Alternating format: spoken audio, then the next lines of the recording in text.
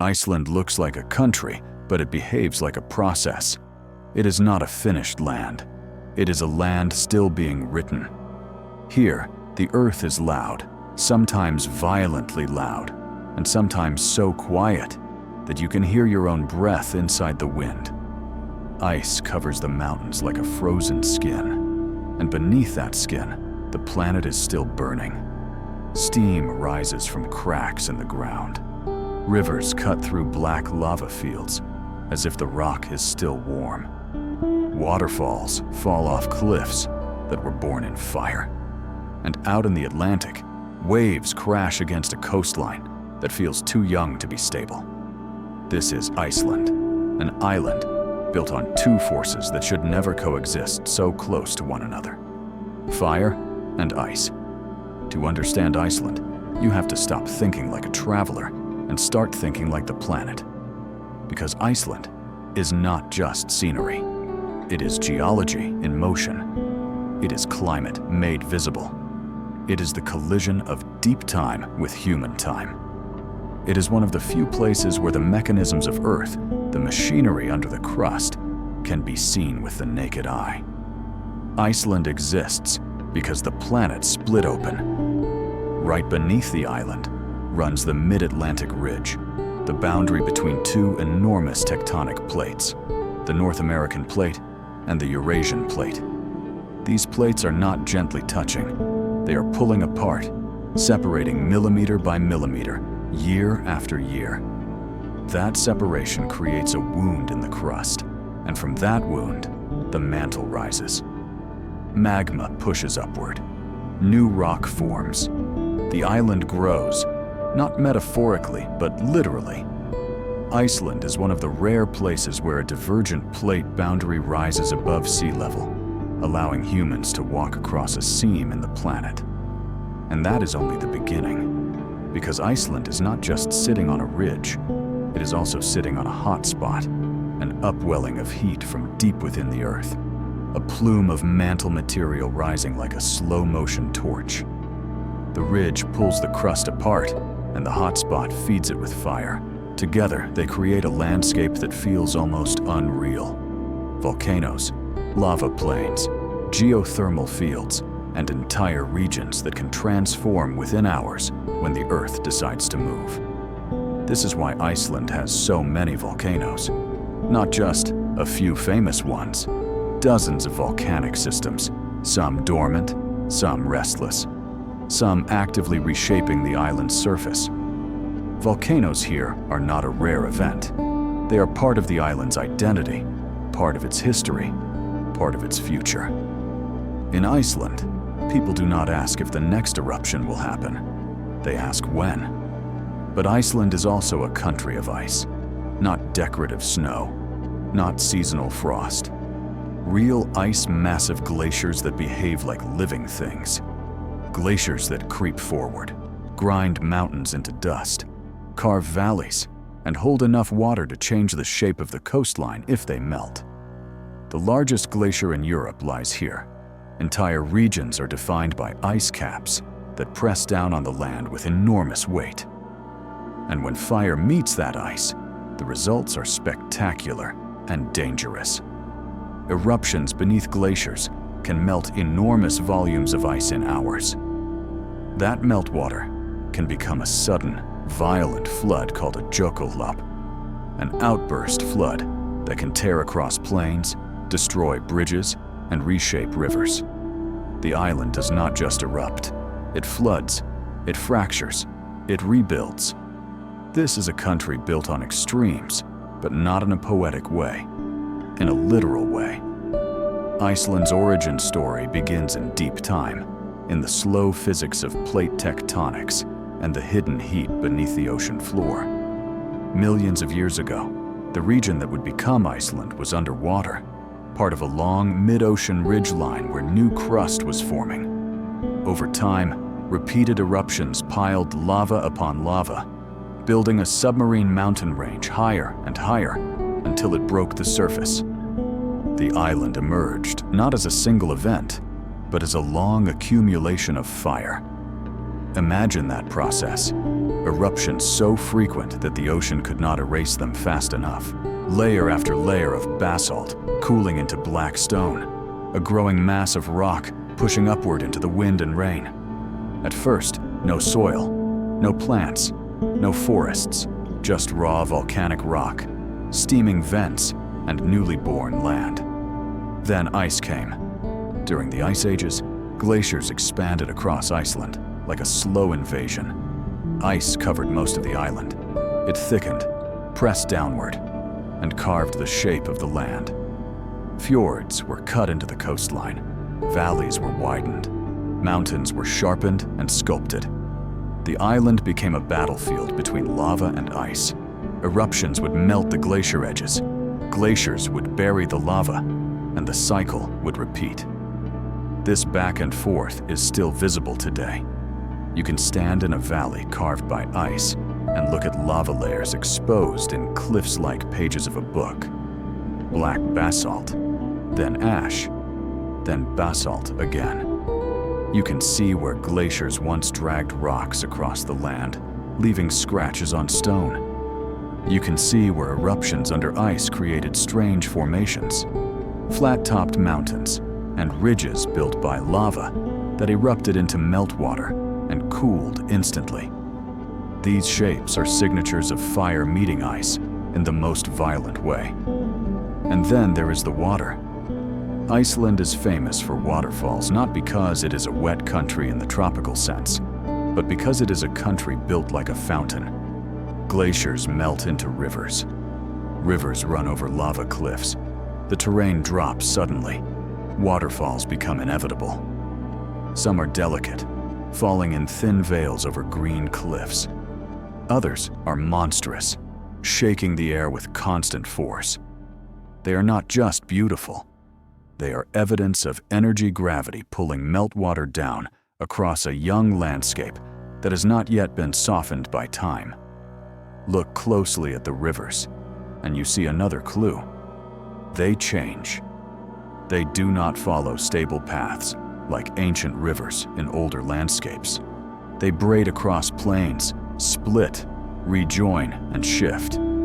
After volcanic eruptions, ash can alter drainage. After floods, new channels appear.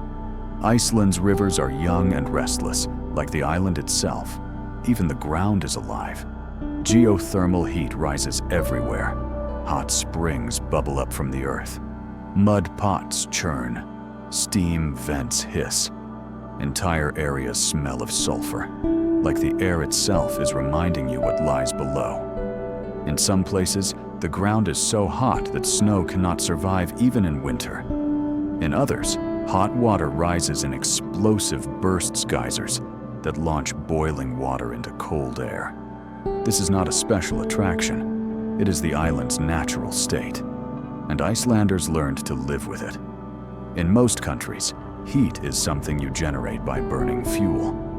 In Iceland, heat is something the earth gives you directly. Homes are warmed by geothermal water piped through cities.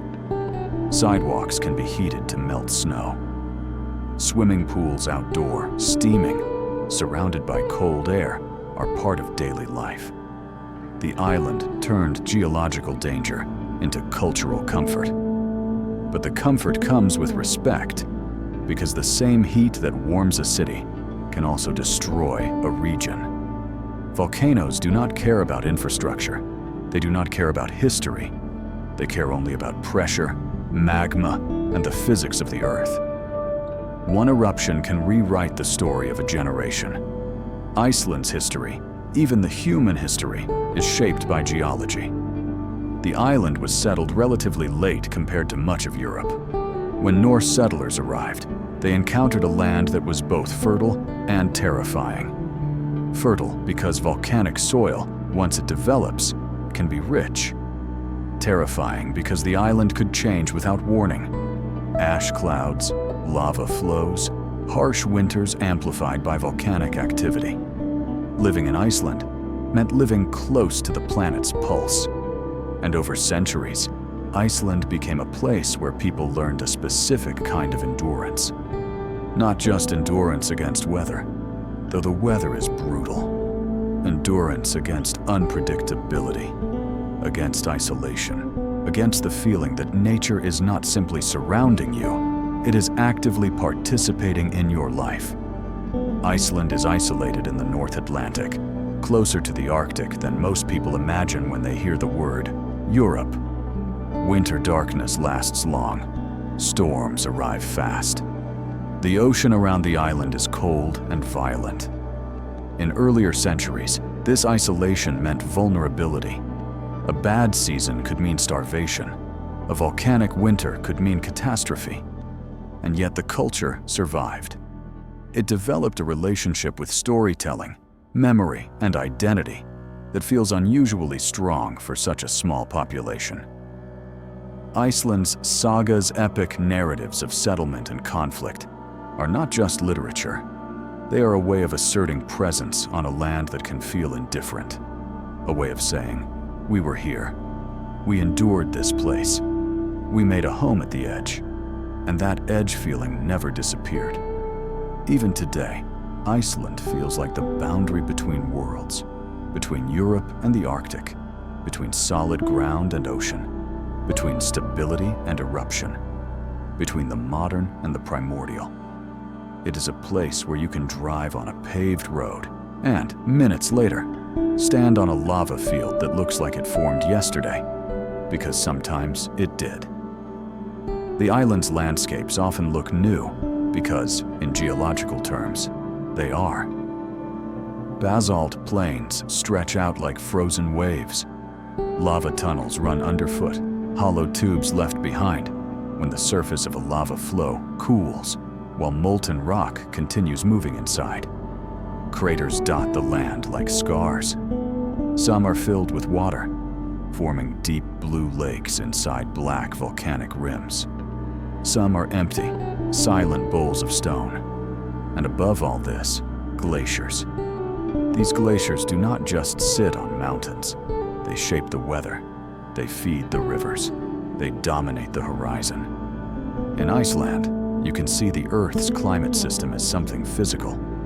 When glaciers retreat, the land changes. New lakes form. Ground previously compressed by ice begins to rise, a process called isostatic rebound. The island literally lifts upward when the ice weight decreases. So climate change here is not an abstract graph. It is a visible transformation of land. The melting of ice is also tied to volcanoes in ways that feel almost mythic, but are grounded in physics. When ice thins, pressure on the crust decreases. That can influence volcanic systems.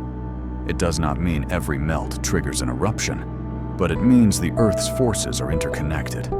In Iceland, fire and ice are not separate themes. They are parts of one system, and that system is always moving. This is why Iceland looks like another planet. Not because it is lifeless, though it can feel that way in vast lava deserts, but because it reveals Earth as a raw engine, not a gentle garden. Most places on Earth are covered in vegetation, cities, agriculture layers of life that soften the planet's appearance. Iceland is exposed. It shows what the planet looks like without decoration. And yet, there is life here. Tough life. Moss grows slowly on lava. Tiny plants cling to volcanic slopes. Birds nest on cliffs. Arctic foxes roam remote regions. The ocean around the island is rich with fish, whales, seabirds. In summer, light can last nearly all day, and the land briefly becomes green in places, an almost shocking softness against black rock. That softness is fragile. A single eruption can bury it under ash. A storm can tear it away. Iceland's beauty is not permanent. It is temporary, earned, and always at risk. And that is why people are drawn to it. Because it feels honest. Because it feels alive. Because it feels like the Earth without a mask. Iceland does not exist in a stable state. It is a country suspended between forces that are constantly trying to tear it apart. Beneath the surface, Iceland is still being born. The island sits directly on the mid-Atlantic ridge, a massive fracture running through the ocean floor, where two tectonic plates are slowly pulling away from each other. North America drifts west, Eurasia drifts east, and in between them, magma rises relentlessly from the mantle below. Most of this ridge lies hidden beneath kilometers of ocean water. But Iceland is different. Here, the ridge breaks the surface. The Earth exposes its inner mechanics openly, without disguise. This makes Iceland one of the most geologically active places on the planet. Volcanoes here are not rare events. They are part of a continuous process. Some erupt quietly, spilling lava in slow rivers that reshape the land inch by inch. Others explode violently, shattering mountains, darkening skies, and rewriting maps overnight.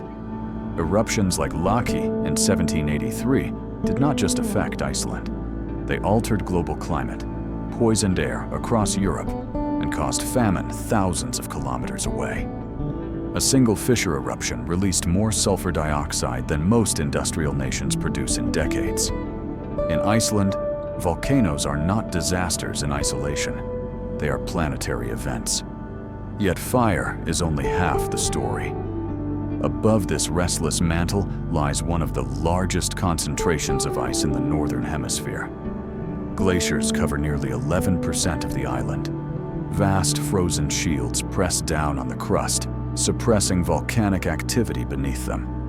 When ice retreats, pressure is released, and magma responds. Fire waits for ice to move. This delicate balance has shaped Iceland for hundreds of thousands of years. During ice ages, glaciers expanded, burying volcanoes under kilometers of ice.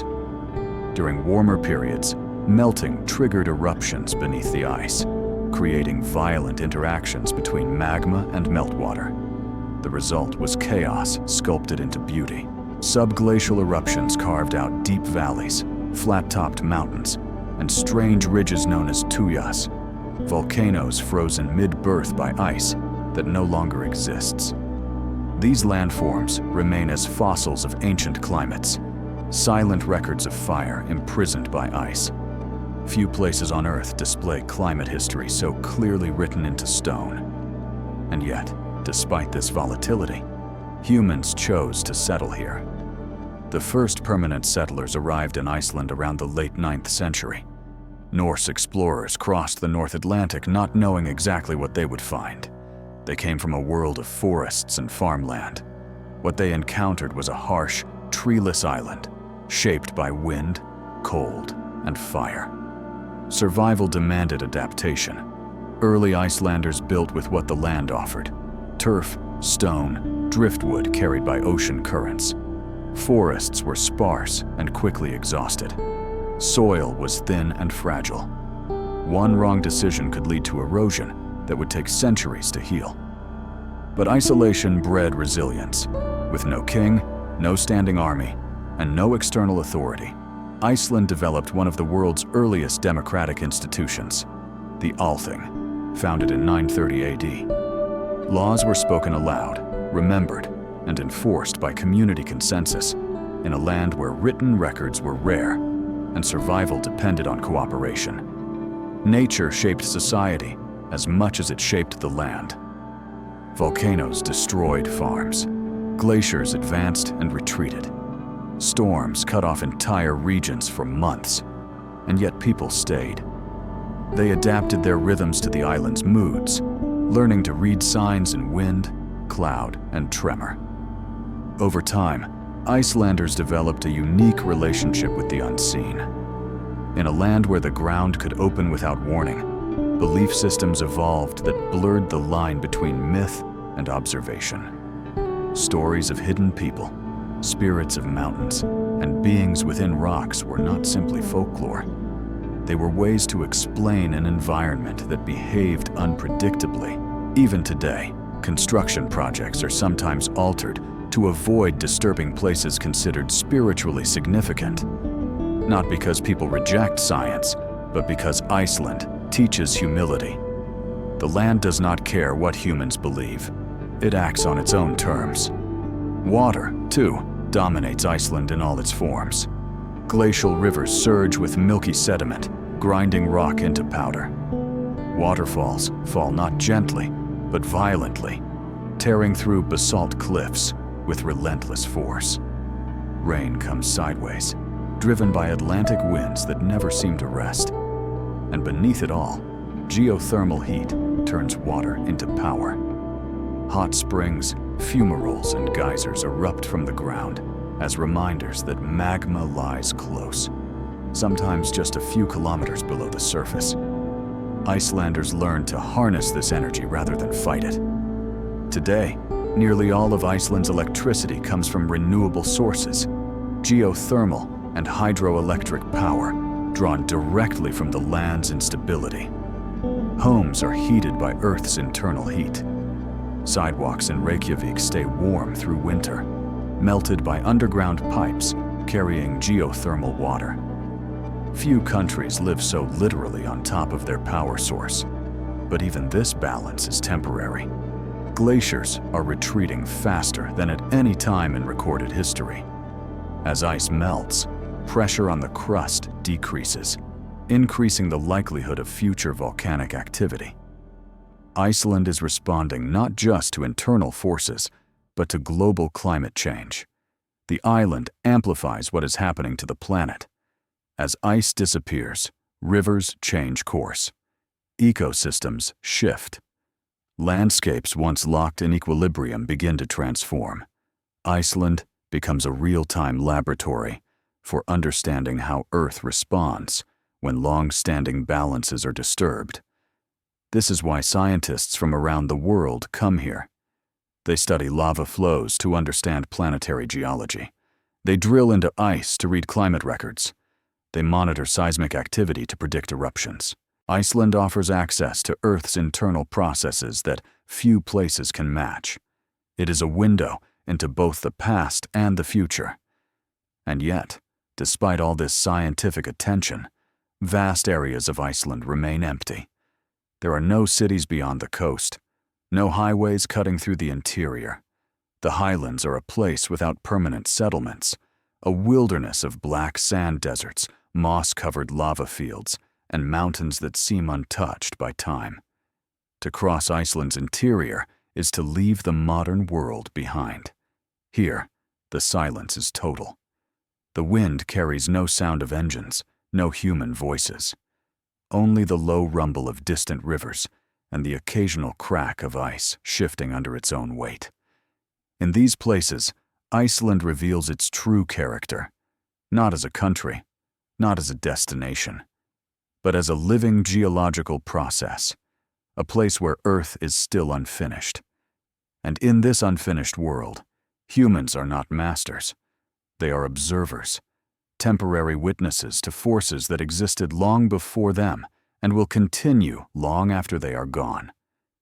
In Iceland, extremes are not events. They are a way of life.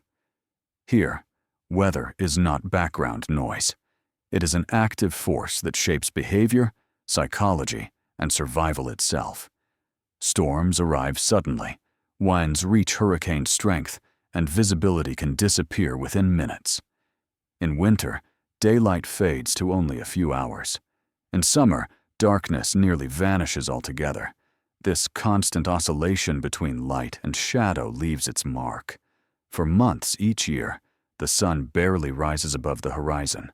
The landscape turns monochrome: white snow, black lava, gray sky. Time slows, sound softens, even thought becomes quieter. Icelanders have a word for this stillness, a kind of deep internal calm mixed with endurance. Then summer comes. The sun refuses to set. Nights dissolve into endless twilight. Energy surges back into the land. Rivers swell. Moss glows electric green. And life moves quickly, urgently, as if aware that the season is brief. Living here requires an unusual mental balance, an acceptance that nature controls the rhythm, not humans. This balance is tested constantly. Isolation is not a metaphor in Iceland. It is physical. Large parts of the island remain unreachable for months. Roads close, communication weakens. Communities depend on preparation, cooperation, and trust. In the interior, rescue can take days. Weather decides when planes fly. The ocean decides when ships move, and the ground itself decides when it will shift. Earthquakes are common. Most are small, barely felt. But they serve as reminders that nothing beneath your feet is fixed. To live in Iceland is to live with uncertainty, not as fear, but as expectation. This mindset shapes the culture. Icelandic art, music, and literature carry a sense of space and silence. Stories are introspective. Music often mirrors the land. Minimal, expansive, emotionally restrained, but powerful. Words are chosen carefully, like resources in a harsh environment. Even humor reflects this reality. Dry, understated, shaped by resilience. But Iceland is not frozen in time. Modern technology, global tourism, and climate change have arrived faster than the island can comfortably absorb. Visitors come seeking untouched nature, yet their presence inevitably alters it. Footsteps erode fragile moss that took centuries to grow. Roads cut through lava fields once undisturbed. Infrastructure expands into spaces that were once defined by absence. And the greatest change comes from warming itself. Glaciers retreat visibly year after year. Some have already vanished entirely, leaving behind empty valleys and exposed rock. Icelanders have held funerals for glaciers, ceremonies marking the loss of something ancient and irreplaceable. As ice melts, the land responds. The crust rebounds upward, changing stress patterns. Volcanic systems adjust. The future holds more activity, not less. Iceland becomes a preview, a glimpse of what happens when planetary systems shift faster than human systems can adapt. Scientists watch closely, not only for Iceland's sake, but for the world's. Here, the interaction between climate, geology, and human adaptation is visible in real time. Iceland shows what resilience looks like and where its limits lie. And yet, despite everything, the island remains profoundly quiet. Step away from the ring road, leave the towns behind. Walk into the highlands, where no trees grow and no structures stand. The ground is dark, rough, endless. The sky feels close. The wind erases footprints almost as soon as they appear. In these places, time loses meaning. There are no markers of progress, no ruins of empires, no layers of human dominance. Only rock, water, ice, and heat, interacting exactly as they always have. Here, Iceland reveals its deepest truth. It is not a land shaped for humans. Humans are shaped by the land. And perhaps that is its greatest lesson. Iceland reminds us that Earth is not stable by default. Stability is temporary. Balance is dynamic. What we call normal is simply a moment between changes. Fire and ice are not opposites here. They are partners. Together, they build. Together, they destroy. Together, they renew. In a world increasingly defined by control, Iceland offers something different, an example of coexistence with forces far larger than ourselves. A place where Earth is still allowed to be alive. And as long as fire rises and ice melts, Iceland will continue to exist not as a finished country, but as an ongoing process, a reminder that our planet is not done yet. This is not the end of the story. It is the edge of understanding.